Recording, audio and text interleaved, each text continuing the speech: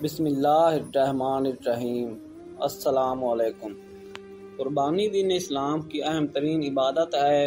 اس ماہ مبارک میں لاکھوں مسلمان اس فریضہ کو انجام دیتے ہیں اور ابراہیم علیہ السلام کی سنت پر عمل کرتے ہوئے لاکھوں جانور اللہ کی رضا کی خاطر ذبح کیے جاتے ہیں۔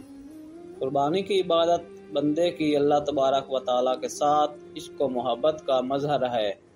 ہونا یہ چاہیے تھا کہ بندہ خود اللہ تبارک و تعالیٰ کی رضا اور خوشنودی حاصل کرنے کے لیے اپنی جان کا نذرانہ پیش کرتا، مگر اللہ تبارک و تعالیٰ کی رحمت ہے کہ اللہ تعالیٰ نے جانوروں کو ذبح کرنے کے اس قائم مقام قرار دے دیا، اور جس شخص کو بھی اللہ تبارک و تعالیٰ نے مالی وسعت عطا فرمائی ہے وہ شخص قربانی کرنا اہم دینی فریضہ سمجھتا ہے، اور بہت بد نصیب ہے وہ آدمی جو کہ باوجود مالی وسعت کے اس عظیم عبادت سے محروم رہے۔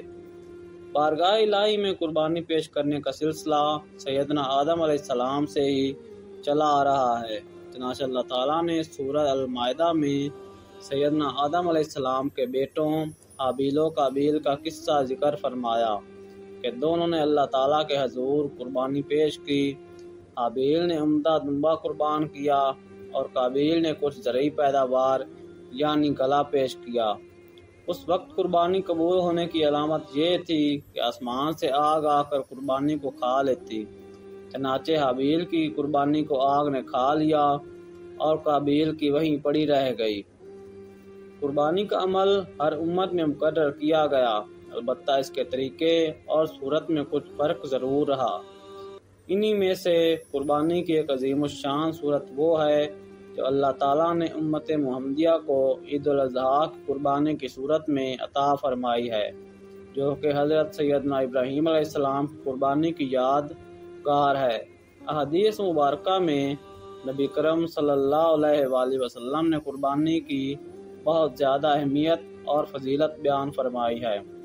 چنانچہ حضرت زید بن ارقم رضی اللہ تعالیٰ عنہ فرماتے ہیں، صحابہ کرام رضی اللہ عنہ نے عرض کیا، یا رسول اللہ، یہ قربانیاں کیا ہیں؟ آپ نے ارشاد فرمایا، تمہارے باپ ابراہیم علیہ السلام کی سنت ہیں۔ صحابہ کرام نے عرض کیا، یا رسول اللہ، ان میں ہمارے لیے کیا ثواب ہے؟ فرمایا، ہر بال کے بدلے نیکی ہے۔ اس حدیث میں نبی اکرم صلی اللہ علیہ وآلہ وسلم نے قربانی کرنے کا کتنا عظیم ثواب بیان فرمایا ہے کہ جانوروں کے بالوں کے بقدر جو کہ گننا ناممکن ہے، بندے کو اللہ تبارک و تعالیٰ نیکیاں عطا فرماتے ہیں۔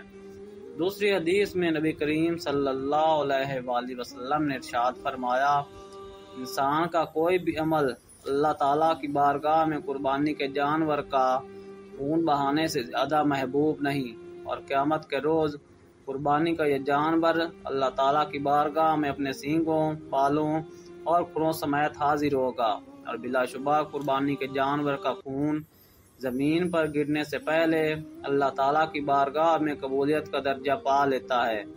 تو اے مومنوں، خوش دلی سے قربان کیا کرو۔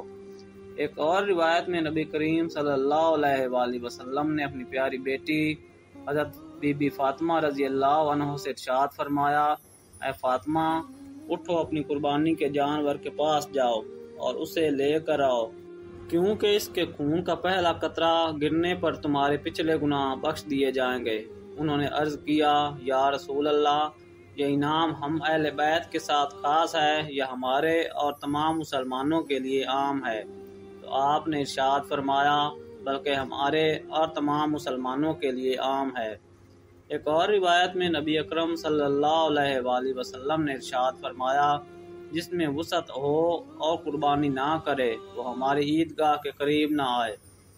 حضرت عبداللہ بن عمر سے روایت ہے کہ حضور نبی کریم صلی اللہ علیہ وآلہ وسلم 10 سال مدینہ مقیم رہے اور ہر سال قربانی فرماتے تھے۔ حضور نبی کریم کا ہر سال قربانی کرنا قربانی کی اہمیت، فضیلت اور تاکید کے لیے کافی ہے۔ حضرت انس سے روایت ہے کہ حضور نبی کریم سیاہ اور سفید رنگت والے اور بڑے سینگوں والے 2 مینڈوں کی قربانی فرماتے تھے اور اپنے پاؤں کو ان کی گردن کے پاس رکھ دیا کرتے اور اپنے دست مبارک سے ذبح فرماتے۔ قربانی کے عمل کی اہمیت کا اندازہ اس سے بھی بخوبی لگایا جا سکتا ہے کہ حضور نبی کریم حجۃ الوداع کے موقع پر ایک وقت میں 100 اونٹوں کی قربانی فرمائی۔ ایک اور روایت میں ہے کہ حضور نبی کریم نے خود اپنے دست اقدس سے 100 میں سے 63 اونٹوں کی ذبح فرمایا، جبکہ باقی کے لیے حضرت علی کو ذبح کرنے کا حکم فرمایا۔